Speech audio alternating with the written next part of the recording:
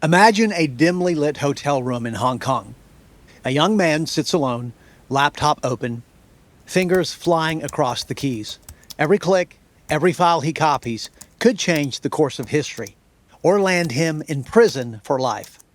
Outside, the city pulses with the rhythm of a billion lives, unaware that a single individual is about to expose secrets so vast, so classified, that governments will scramble to contain them. Edward Snowden, once a highly trusted contractor for the National Security Agency, faced a moral and ethical crossroads. Stay silent and secure a lucrative career, or risk everything to reveal the inner workings of a global surveillance apparatus. With each transfer of sensitive files, he wasn't just moving data, he was igniting a worldwide debate over privacy, security, and the limits of government power. In a matter of days, Snowden's disclosures would leak to journalists, sparking headlines, lawsuits, and political upheaval. Allies and enemies, governments and citizens would all be forced to confront uncomfortable questions. How much surveillance is too much? Who watches the watchers? And what does freedom mean in a world wired for constant observation? Welcome to Threat Level Red. I'm your host, Charles Denyer, and tonight, Edward Snowden, Secrets, Surveillance, and Security. Today we dive into the man, the mission, and the ramifications of one of the most consequential intelligence leaks in modern history. Welcome to Threat Level Red, a Charles Denyer Productions podcast. Every week, Charles brings his real-world expertise to the front lines of America's most pressing threats.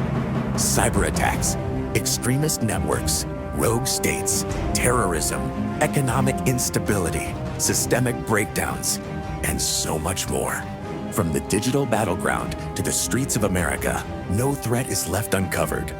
No spin, no filters, just intel. It begins in Elizabeth City, North Carolina on June 21st, 1983. A boy named Edward Joseph Snowden was born into a family with a legacy of public service. His father, a Coast Guard officer, and his mother, a court clerk, instilled in him a sense of duty, discipline, and curiosity. From a young age, Edward was not just fascinated by computers, he was captivated by how information could be controlled, manipulated, and most importantly, protected. By the time he was in his 20s, Snowden had earned a reputation as a brilliant and meticulous technician. He began working for the Central Intelligence Agency as a systems administrator, eventually moving to contractor roles at the National Security Agency through companies like Booz Allen Hamilton. These positions gave him unprecedented access to some of the most sensitive information in the world, global surveillance architectures, and the inner workings of U.S. and allied governments' cyber capabilities. But Snowden's story isn't just about technical skill. It's about conscience. Colleagues describe a man who was methodical, almost obsessively careful, yet deeply troubled by what he witnessed inside the intelligence community. The tools he worked with every day, programs that monitored global communications, tracked phone calls, and cataloged internet activity, were designed for national security. Yet Edward began asking questions few dared to voice. At what point does security become surveillance? And at what cost to privacy, freedom, and trust? By 2013, these questions had transformed from abstract concerns into moral imperatives. Snowden had seen the machinery of state secrecy in action, and he recognized that ordinary citizens were largely unaware of the scale at which their communications were being monitored. He made a choice, one that would catapult him into international notoriety and redefine the global conversation about privacy and government power. But before he could reveal these secrets, he had to understand them completely. And more importantly, could he trust anyone else to carry them? And how far would he go to expose what he believed the world had a right to know?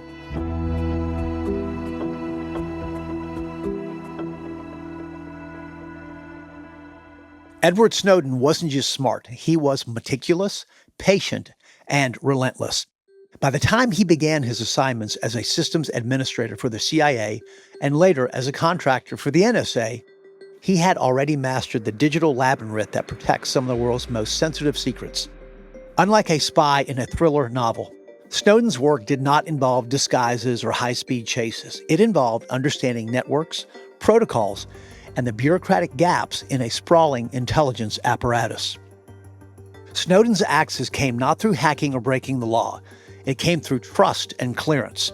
He held a top-secret security clearance, one that required rigorous background checks, polygraph tests, and years of demonstrated reliability. These clearances allowed him to handle information so sensitive that its access was restricted to those with a need-to-know authorization. And through these very contractor roles at NSA facilities, Snowden was granted access to global surveillance programs such as PRISM, XKeyscore, and Tempora. These programs monitored communications, collected metadata, and tracked both foreign and domestic targets. His technical expertise allowed him to navigate these systems efficiently, quickly, allowing him to ultimately extract documents and understand complex intelligence protocols without triggering alarms. But access alone doesn't make a whistleblower. It's the question of conscience. Snowden reportedly spent months reviewing internal documents, meticulously categorizing programs, and assessing the public significance of the information he could expose. He wasn't reckless. Every step was deliberate, measured, and calculated. His decisions reflected not only technical acumen, but a very strong understanding of risk, legal boundaries, and the potential consequences for himself and others. It was June 2013 when the world first glimpsed the scope of Edward Snowden's revelations. Sitting quietly in a Hong Kong hotel room, Snowden began transmitting top-secret documents to journalists at The Guardian, a British daily newspaper. They weren't just leaks of minor memos. They were blueprints of a surveillance empire that spanned the globe. Programs like PRISM, which collected data from tech giants including Google, Facebook, and Apple, were suddenly thrust into public scrutiny. Emails, chats, phone records, all of it was being harvested, analyzed, and stored by the National Security Agency. The sheer audacity of Snowden's actions stunned the intelligence community. Here was a man who didn't break into systems. He used authorized access to gather proof of activities hidden behind layers of clearance. He meticulously documented programs that monitored everything from foreign leaders' communications to the metadata of everyday citizens. When the story hit The Guardian's front page, well, the reaction was instantaneous. Governments scrambled, intelligence agencies reevaluated their security, and ordinary citizens began asking questions they had never dared to ask before. Was my phone being monitored? Was my email even private? Did anyone truly know who was watching? Yet the leaks also sparked fierce controversy. Critics branded Snowden a traitor, accusing him of endangering national security and our allies. Supporters hailed him as a whistleblower, a defender of freedom in an age of unprecedented surveillance. What is indisputable is that Snowden's revelations permanently altered the public's understanding of digital privacy, intelligence oversight, and the hidden infrastructure that underpins modern life. As we go on the air in the West, there are fast-moving developments in the Edward Snowden case. Once again, he has the world guessing all night. Reports had the NSA leaker boarding a flight out of Moscow this morning. Imagine being hunted by the most powerful intelligence agency in the world. That was Edward Snowden in June 2013. After releasing tens of thousands of classified documents from the NSA, he suddenly became a man on the run. With his identity revealed, the United States swiftly revoked his passport, turning him into a stateless fugitive overnight. Snowden's escape was nothing short of cinematic. From his temporary hideout in Hong Kong, he flew to Moscow under a carefully orchestrated plan, navigating airports teeming with surveillance cameras and border controls. He had no room for error. Any misstep, any delay could have resulted in immediate capture and indefinite imprisonment. Along the way, he relied on a network of supporters, journalists, and legal advisors who helped him move across international borders while staying one step ahead of U.S. authorities. In Moscow, Snowden found temporary refuge in the transit zone of an airport. For days, he existed in a surreal limbo, confined by walls, under constant observation, yet free from immediate arrest. It was a tense standoff between him, the Russian government, and a global superpower demanding his return. Finally, in August 2013, Russia granted him temporary asylum, later extended to permanent residency. Snowden's exile was both a triumph of survival and a stark reminder of the personal cost of whistleblowing. And what is that? Separation from family, uncertainty about the future, and a life forever lived in public scrutiny. But Snowden's exile also sparked worldwide debate. Was he a hero standing up for civil liberties or a traitor jeopardizing national security? Many governments and privacy advocates hailed him as a necessary disruptor, exposing programs that monitored global communications. Meanwhile, critics warned that sensitive operations had been compromised, endangering covert agents and diplomatic relationships. Yet, through it all, Snowden continued to speak out. From Moscow, he participated in interviews, podcasts, and conferences, becoming the reluctant face of global surveillance reform. When you are subverting the power of government, that's a fundamentally dangerous thing to democracy. His exile transformed him from a technician behind the keyboards to a symbol of ethical and legal conflict in the digital age. The moment Edward Snowden's identity was revealed, the world erupted. Legal authorities of the United States immediately charged him under the Espionage Act of 1917, accusing him of theft of government property and unauthorized disclosure of national defense information. These charges carried decades in prison, possibly life. But the legal complexities did not stop there. Could a whistleblower ever be protected under the law for exposing mass surveillance programs?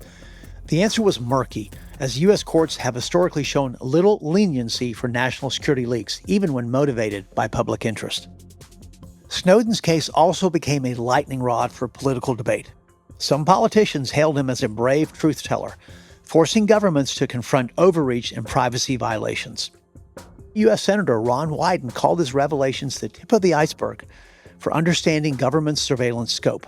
Others, however, painted him as a traitor, claiming his leaks compromised intelligence operations and endangered lives. Indeed, the debate was not just domestic. It rippled across the globe. Allies of the United States struggled to reconcile Snowden's revelations with existing intelligence sharing agreements. Countries like Germany and Brazil launched investigations and demanded explanations for NSA operations that swept across borders. The controversy also raised profound ethical questions. Does the public's right to know override government secrecy in matters of national security? And in a world increasingly dependent on digital infrastructure, can privacy be guaranteed at all? Snowden's disclosures forced politicians, lawyers, and technologists to confront the uncomfortable reality that mass surveillance was more expansive than previously understood. But legal and political battles were only part of the story. The case ignited a cultural reckoning. Tech companies scrambled to encrypt communication. Activists organized protests. Let's hear a shout out for Edward Snowden. And legislators debated reforms. Snowden had unintentionally become a catalyst for global dialogue on civil liberties, technology, privacy, and accountability.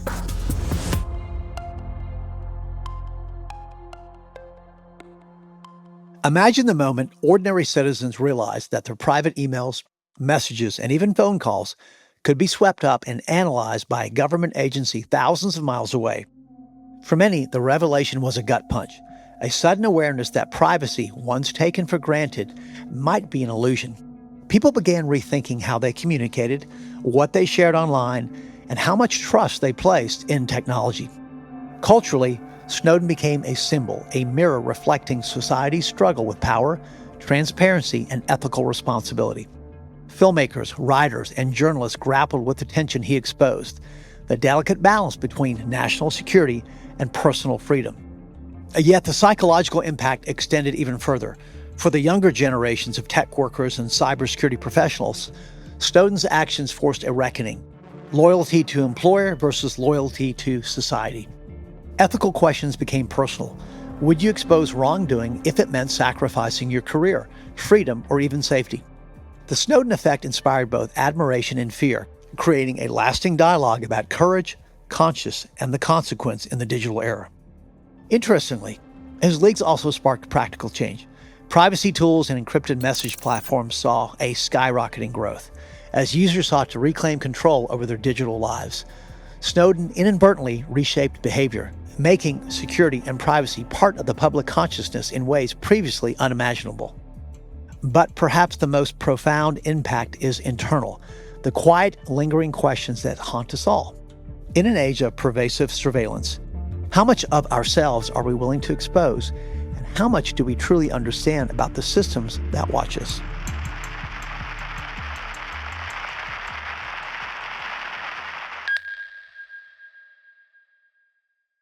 With a saga as explosive as Edward Snowden's, it's almost inevitable that myths and misconceptions would swirl around him like a storm. Perhaps the most persistent myth is the claim that Snowden was a Russian spy. Let's be clear, no credible evidence supports this. Multiple investigative reports, including the Washington Post and statements from U.S. intelligence officials, confirm that Edward Snowden acted independently, motivated by ethical concerns rather than allegiance to any foreign power. Another misconception is the idea that his leaks permanently crippled U.S. national security. In reality, while the disclosures embarrassed U.S. intelligence agencies and others around the world and exposed controversial surveillance programs, there is little evidence that they cause widespread operational harm. What exactly did Snowden expose? Well, mass surveillance programs like PRISM, XKeyscore, and Tempora, those that collected metadata and digital communications, often without explicit warrants. These programs revealed the scale of government monitoring, sparking debates about privacy, oversight, and civil liberties. But what was not exposed? Well, specific covert operations, military intelligence strategies, and technical attack plans, details often inflated, however, in public rhetoric. You also have to remember that media framing played a crucial role in shaping public perception. Good morning. We're following breaking news on Meet the Press this morning. Edward Snowden, the NSA leaker, he is on the run. Some outlets cast Snowden as a heroic whistleblower fighting for transparency, while others painted him as a reckless criminal endangering lives. The truth, as is often the case, exists somewhere in between. The challenge is recognizing bias, whether political, ideological, or sensationalist, and discerning fact from fiction. Edward Snowden's journey did not end with the headlines or the political furor. It left a lasting blueprint for how we think about security, privacy, and ethical responsibility in the modern world. The first lesson is clear. Whether you're a government agency or a global corporation, the stakes of handling sensitive information have never been higher. One poorly secured system, one unchecked insider, can trigger consequences that ripple across the globe. For corporate cybersecurity, Snowden's story is a wake-up call. It underscores the need for layered security, robust access controls, and ongoing monitoring. Not just technology, but culture. Employees must understand their ethical obligations, and organizations must establish clear reporting channels for potential risks. As I've seen firsthand while working with companies all across the globe to meet some of today's toughest security and compliance frameworks, it's often the human element, the decisions made behind closed doors, that determine whether an incident becomes a crisis or is averted entirely. National privacy laws also felt Snowden's impact. The leaks accelerated debates that led to legislative changes like stronger data protection regulations and government transparency measures. Citizens became more aware, more questioning, and increasingly vigilant about the personal information they share online. Whether it's GDPR in Europe, CCPA in California, or evolving U.S. federal proposals and regulations, the underlying message is the same. Individuals deserve clarity, control, and protection over their digital data. For businesses and individuals alike, the practical takeaways are clear. Regular audits, strict access management, insider threat awareness, and an ongoing dialogue about ethical use of data can mitigate risk. And beyond that, contingency planning is essential because it's not a question of if something goes wrong, but when. The Snowden story isn't just history, it's a wake-up call. Since 2013, Edward Snowden has lived in exile, primarily in Russia, following the U.S. government charging him with espionage and theft of government property. While headlines often painted his life as tense or shadowed, the reality is more nuanced. Snowden has actually built a structured, purposeful existence, working remotely as a privacy and security consultant, giving interviews, speaking at conferences, and writing about digital rights. He's also engaged in projects promoting secure communication tools and advocating for stronger privacy protections. And though physically isolated from the United States, Snowden maintains a robust digital presence, staying connected to global audiences through video calls, interviews, social media, and ongoing activism. His life today reflects a complex blend of vigilance and advocacy. He continues to champion privacy and civil liberties while navigating the lasting personal and geopolitical consequences of his disclosures. This new chapter of his life has also unfolded alongside significant changes in his personal relationships. Snowden's girlfriend, Lindsay Mills, actually moved to Russia to be with him after his exile began. The two later married and have since built a family together, welcoming children and establishing a life far from the country that once defined their identities. Lessons from Edward Snowden's aren't just history. They're a blueprint for modern security. I've spent decades working across the globe with organizations facing the toughest, most complex cybersecurity challenges. From defense contractors to multinational corporations, I help teams build rock-solid contingency plans, incident response strategies, and risk management frameworks that protect data, systems, and people. What Snowden exposed is not just a cautionary tale, it's a call to action. I help translate these lessons into actionable real-world strategies that anticipate threats before they become crisis. Together, we can identify vulnerabilities, strengthen controls, and ensure your organization is prepared for the unexpected, from insider risks to sophisticated cyber attacks. If you're ready to take the next step, I offer complimentary one-on-one strategy sessions where we can assess your current posture and outline a tailored plan to safeguard your organization. Book your session at charlesdenyer.com today and start turning lessons into action. In our next episode, the President's Daily Brief, the PDB, the ultimate intelligence file that keeps our Commander-in-Chief in the know about the daily threats facing our nation. Thanks for listening. I'm your host, Charles Denyer. This is Threat Level Red. Threat Level Red is a Charles Denyer Productions podcast. For more information, visit charlesdenyer.com to learn more about current and upcoming podcasts and episodes, current and future book publications, professional services offered by Charles, and much more. All opinions expressed are those of the host and do not reflect the official positions of any government agency, military branch, or national security organization.